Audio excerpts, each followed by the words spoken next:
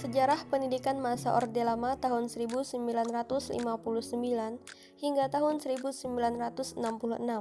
Secara umum, pendidikan Orde Lama sebagai wujud interpretasi pasca kemerdekaan di bawah kendali kekuasaan Soekarno memberikan ruang bebas terhadap pendidikan. Pemerintahan yang berasaskan sosialisme menjadikan rujukan dasar bagaimana pendidikan akan dibentuk dan dijalankan demi pembangunan dan kemajuan bangsa Indonesia di masa mendatang. Pada prinsipnya, konsep sosialisme dalam pendidikan memberikan dasar bahwa pendidikan merupakan hak semua kelompok masyarakat tanpa memandang kelas sosial. Kurikulum pendidikan pada masa Orde Lama. Dalam perjalanan sejarah sejak tahun 1945, kurikulum pendidikan nasional telah mengalami perubahan, yaitu pada tahun 1947, 1952, 1964, 1968, 1975, 1975, 1984, 1994, 2004, 2006, hingga yang sekarang kurikulum 2013. Perubahan tersebut merupakan konsekuensi logis dari terjadinya perubahan sistem politik, sosial budaya, ekonomi, dan iptek dalam masyarakat berbangsa dan bernegara. Sebab kurikulum sebagai seperangkat rencana pendidikan perlu dikembangkan secara dinamis sesuai dengan tuntutan dan perubahan yang terjadi di masyarakat.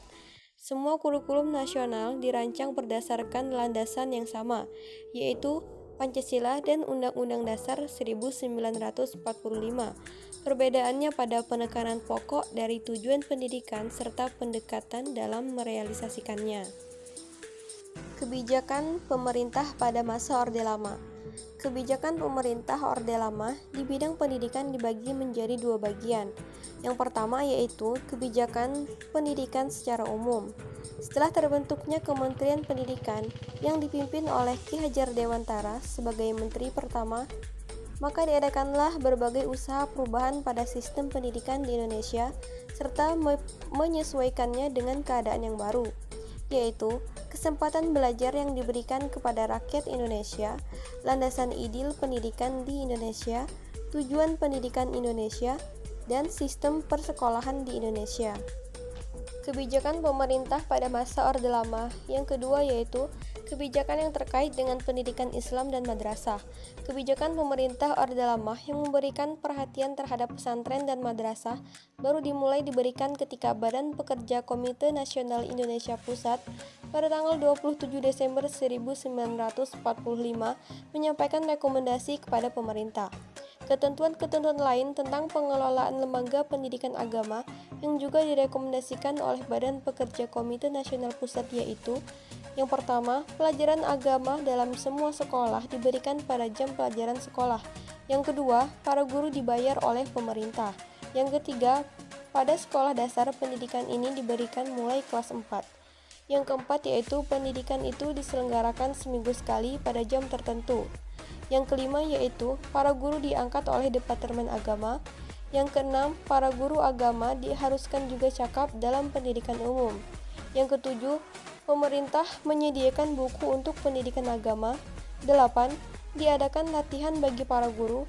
Yang terakhir yaitu kualitas pesantren dan madrasah harus diperbaiki. Sistem pendidikan pada masa Orde Lama. A. Pada periode tahun 1945 sampai dengan tahun 1950.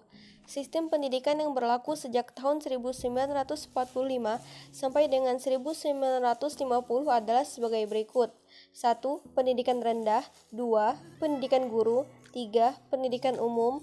4. Pendidikan kejuruan. 5. Pendidikan teknik. 6. Pendidikan tinggi.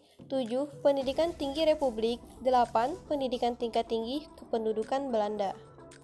Sistem pendidikan pada masa Orde Lama yang kedua yaitu pada periode tahun 1950 hingga tahun 1966.